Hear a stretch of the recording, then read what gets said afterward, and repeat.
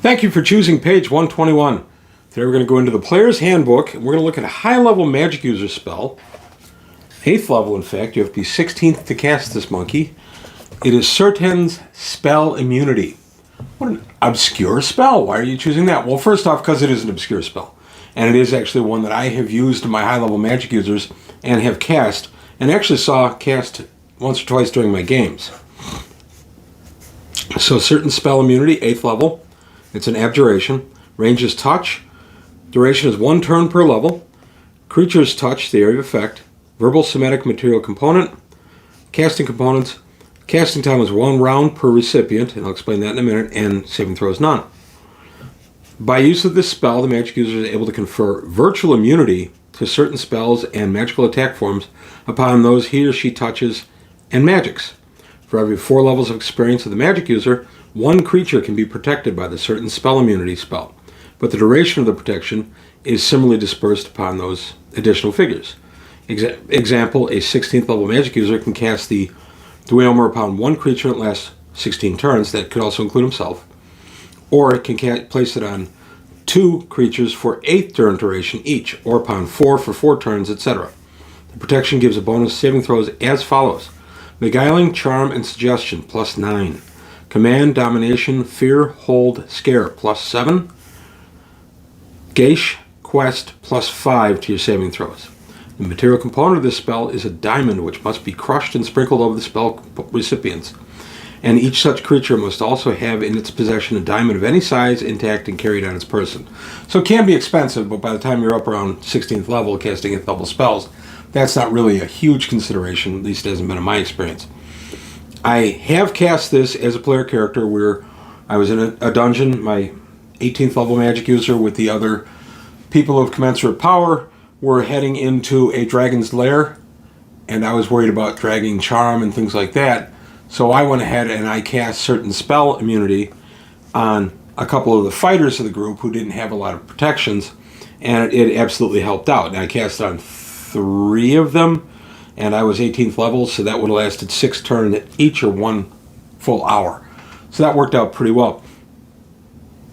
They ended up saving against there was actually a harpy in there that none of us knew about that was there to charm and all that, but they were able to save against it. So it was a good thing I cast it. I've had a few players use it, and I've thrown some stuff in their path just to kind of justify their use of the spell, but I haven't done a ton as a DM with this spell. But one thing that I did inherit was a player character who had a magic item based on this spell. He had a magical helmet that gave him all these protections in the helmet. And as I said, I inherited him. He came from another campaign, was one of my regular players in the 80s. He came from another campaign and joined my regular campaign and wanted to hang on to that helmet, so I did allow it. And it never made much of a difference. The protection was only for him. He couldn't share it with anybody. And the pluses were good, but it didn't make a ton of difference in the campaign. It didn't spoil anything, so I definitely allowed it. Now, the other part of this, we're going to take a look in the Dungeon Master's Guide, and we're going to see what the DMG notes about this guy. So the Dungeon Master's Guide, 8th level spells, Serten Spell Immunity right there. Although it should be rather obvious, this spell works against nearly any form of enchantment or charm. Thus, Forget, Hypnotism, Rave, Enfeeblement, plus 9. Antipathy/Sympathy, Confusion, Mass Suggestion, plus 7. Chaos, Feeble Mind, Otto's Irresistible Dance, plus 5. Any other spells can be adjudicated from the list in the player's handbook or herein. So basically make up your own mind on any other spells that would fall under this, or as I just used an example, the Harpy's Singing Charm, or even a Dragon's Charm. I would allow the spell to work against both of those, and in fact have. And then the other thing that's interesting, Otto's Irresistible Dance is listed as one that gets a save, but I happen to have that spell here. I'm not going to look at it in depth because it's not what the episode is about, but you don't get a saving throw against that. That's interesting. Well, this was written a year before the Dungeon Master's Guide, so going to have a few inconsistencies here and there, especially the speed with which they turned these out, and the fact that these guys were essentially amateurs when they did it. I'm still impressed that here I am 46 years later 48 after this book was published, still using all this stuff. So it had to tweak a lot of it, but it's still very usable.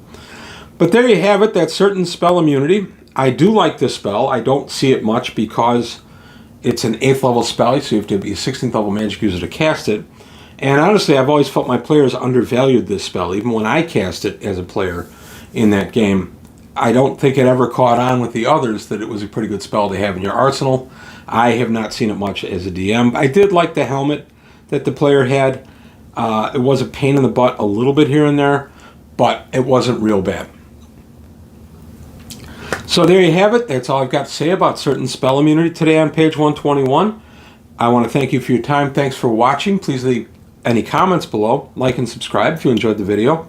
Tell your friends. Let's keep growing the channel. Also interested in any ideas for future videos. I read them all. I don't promise anything, but I do read them all. So if you could take any thoughts like that, I'd be interested in reading. And take a look at the Patreon, see if you can help me out there. But that's all I've got today on page 121. I want to thank you for your time. Thanks for watching, and I'll see you next time.